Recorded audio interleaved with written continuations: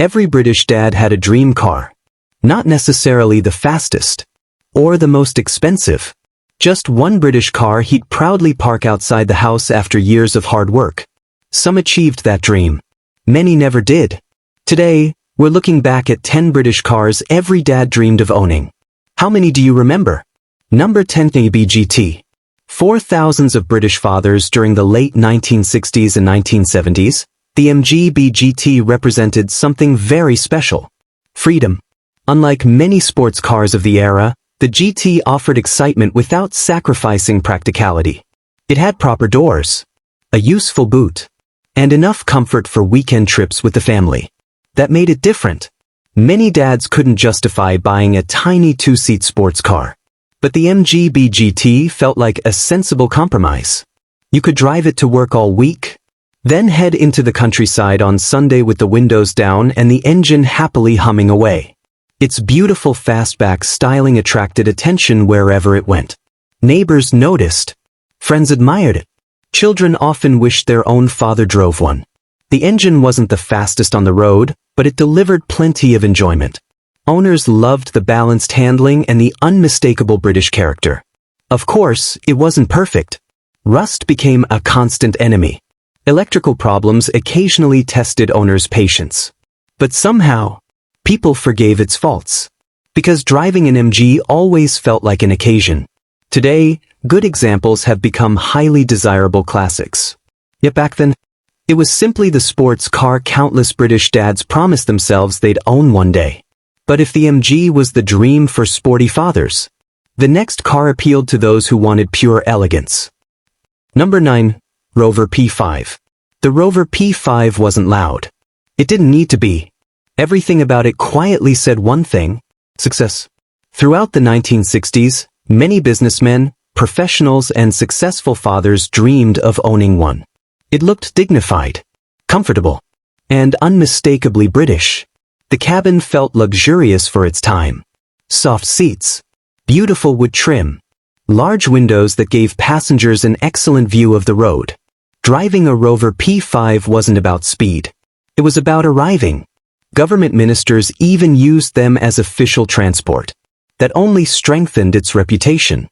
For many fathers, owning a P5 meant years of hard work had finally paid off. Neighbors immediately recognized one. Children proudly told friends, "That's my dad's car."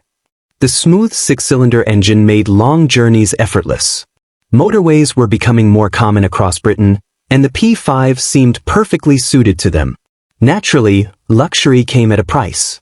Running costs were higher than ordinary family cars. Repairs could be expensive, but owners rarely complained. Because the Rover offered something money couldn't easily buy: respect. Today, spotting one on British roads feels incredibly rare. But older motorists still remember when owning a Rover P5 meant you truly made it. And speaking of respect, the next car became famous across the entire world. Number 8. Jaguar Mark II. Few British cars have ever looked as elegant as the Jaguar Mark II. When fathers saw one parked outside a hotel or restaurant during the early 1960s, they couldn't help imagining it sitting on their own driveway. It combined luxury with genuine performance. That was unusual. Many luxury cars felt slow. The Jaguar didn't. Its powerful six-cylinder engines made motorway driving effortless, while the beautifully crafted interior made every journey feel special. Leather seats, polished walnut dashboard, classic chrome details. Everything about the Mark II suggested quality. Business owners loved them. Doctors bought them. Successful company directors proudly drove them. Even today, the shape remains instantly recognizable. Of course, such prestige came with challenges. Fuel consumption wasn't exactly economical. Maintenance required deep pockets. And rust eventually found many examples. Yet none of that stopped generations of British fathers dreaming about owning one. For many, the Jaguar Mark II wasn't simply a car. It represented success itself. But while the Jaguar belonged to successful businessmen, the next car became the dream of almost every ordinary British father who loved driving. Number 7. Triumph Stag. For many British fathers during the 1970s, The Triumph Stag looked like the perfect reward for years of hard work. It was stylish. It was powerful. And with its removable roof, it promised open-air motoring without sacrificing comfort. The Stag wasn't built for racing. It was built for enjoying life. Owners imagined summer drives along Britain's coastline, weekends in the countryside, and family holidays with the roof folded away. It certainly looked the part. Its sleek Italian styling attracted attention wherever it went. Neighbors admired it. Children wished their dad owned one. Unfortunately, the dream didn't always match reality. Early engines developed overheating problems, and reliability issues damaged the Stag's reputation. Many owners spent more time visiting garages than enjoying weekend drives. Even so, thousands of British dads still loved them. Because when a Stag was running properly, it felt special. Today, restored examples are highly sought after, proving that the dream never really disappeared. But if the Stag represented weekend freedom, the next car became the dream of fathers who wanted performance every single day. Number 6. Jaguar XJ Series 1. When Jaguar introduced the XJ in 1968, many people believed Britain had built the finest luxury saloon in the world. And countless fathers wanted one. The XJ combined elegance, comfort, and effortless performance in a way very few cars could match. Inside, everything felt first class. Soft leather seats, beautiful wood veneer, a quiet cabin that made even long journeys relaxing. Driving one wasn't about showing off. It was about enjoying genuine British craftsmanship. The smooth six-cylinder engine delivered effortless power, while the suspension made rough British roads feel surprisingly comfortable. Business owners loved them. Successful professionals admired them. For many dads, owning an XJ meant years of dedication had finally paid off. Of course, luxury came at a cost. Maintenance wasn't cheap. Rust eventually became a problem. But owners rarely regretted buying one. Because few cars made people feel quite so proud. Today, the original XJ remains one of Jaguar's greatest achievements. And the next car proved that you didn't always need luxury to become every father's favorite. Number 5. Mini Cooper. Not every British dad dreamed of owning a big luxury saloon. Some wanted something far more exciting. The Mini Cooper proved that small cars could deliver enormous fun. During the 1960s, it became one of Britain's most desirable performance cars. It was quick. It handled brilliantly. And it looked unlike anything else on the road. Many fathers admired it because it offered genuine excitement without the enormous running costs of larger sports cars. On twisting country roads, the Mini Cooper often embarrassed much bigger and more powerful rivals. Its success in rallying only made it even more desirable. Winning the Monte Carlo rally turned the little Mini into a national hero. Suddenly, every motoring enthusiast wanted one. Of course, it wasn't the most spacious family car. Long journeys could feel cramped, especially with children in the back. But owners rarely cared, because every drive felt entertaining.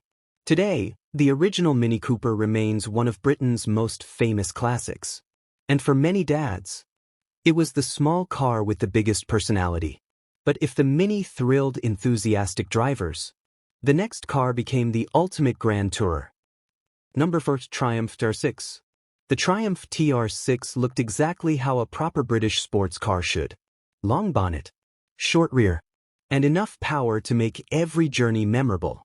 Introduced in 1969, it quickly became the dream car for fathers who wanted something exciting after years of driving ordinary family saloons. Unlike many sports cars, the TR6 delivered strong performance without becoming impossibly expensive. Its smooth six-cylinder engine produced a wonderful soundtrack that owners never forgot. Driving with the roof down on a sunny afternoon became one of life's simple pleasures. Neighbors noticed whenever one appeared on the street. Children stared as it drove past. Many fathers promised themselves, "One day I'll own one." Naturally, ownership wasn't always easy. Weather protection remained basic. Rust became an expensive enemy. And fuel economy certainly wasn't its strongest feature.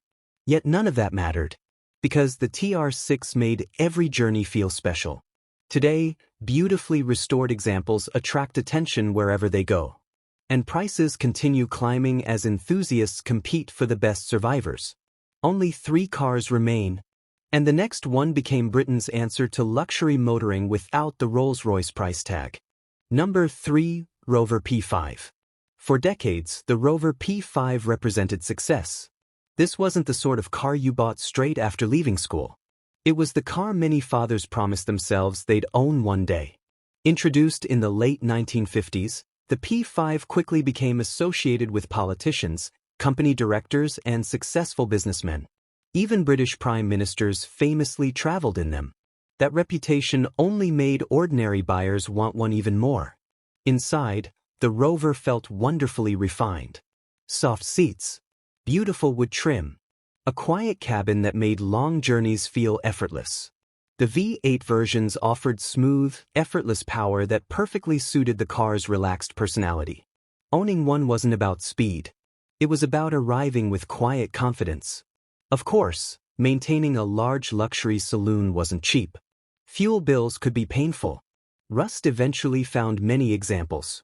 But owners rarely complained, because every journey reminded them they'd achieved something. Even today, the Rover P5 remains one of Britain's most respected classic luxury cars. But the next car became the dream of fathers who wanted something even more prestigious. Number 2. Jaguar E-Type. Very few British cars have ever created as much excitement as the Jaguar E-Type.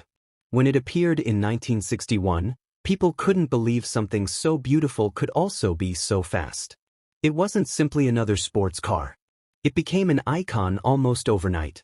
Countless fathers stood outside Jaguar showrooms dreaming about owning one. The long bonnet, the flowing curves, the glorious 6-cylinder engine. Everything about the E-Type looked extraordinary. It could outperform many Italian sports cars costing far more money. No wonder it became one of Britain's greatest automotive achievements. Of course, very few ordinary families could actually afford one. For most people, it remained exactly that, a dream. But dreaming cost nothing, and thousands of fathers spent years imagining the day they might finally drive one home. Even today, the E-Type is regularly described as one of the most beautiful cars ever built. Yet, there was one British car that ordinary fathers dreamed about even more. Because unlike the Jaguar, it actually felt achievable. Number 1. Ford Cortina Mk2. If you asked British fathers during the late 1960s which car they hoped to own, the answer was often the Ford Cortina. It wasn't the fastest. It wasn't the most luxurious. But it represented something far more important: success. The Cortina became Britain's favorite family car because it offered everything people needed. It looked smart. It was reliable, comfortable, affordable to maintain, and large enough for everyday family life. Fathers proudly washed them on Sunday mornings. Children learned to drive in them. Families packed them for holidays across Britain. For millions of households, the Cortina wasn't simply transport. It became part of family life. Ford offered countless versions, meaning almost everyone could find one that suited both their needs and their budget. Need a sensible commuter? There was a Cortina. Want something slightly sportier? There was a Cortina for that too. Its popularity became almost unbelievable. Some streets seemed to have nothing but Cortinas parked outside. Sadly, like so many everyday British cars, most eventually disappeared through rust, accidents, and simple old age. Today, however, a clean Mk2 Cortina turns heads wherever it goes. The very car that once seemed completely ordinary has become one of Britain's most treasured classics. And perhaps that's why so many fathers still smile whenever they see one. Because sometimes, the greatest dream car isn't the most expensive one. It's the one that reminds you of home.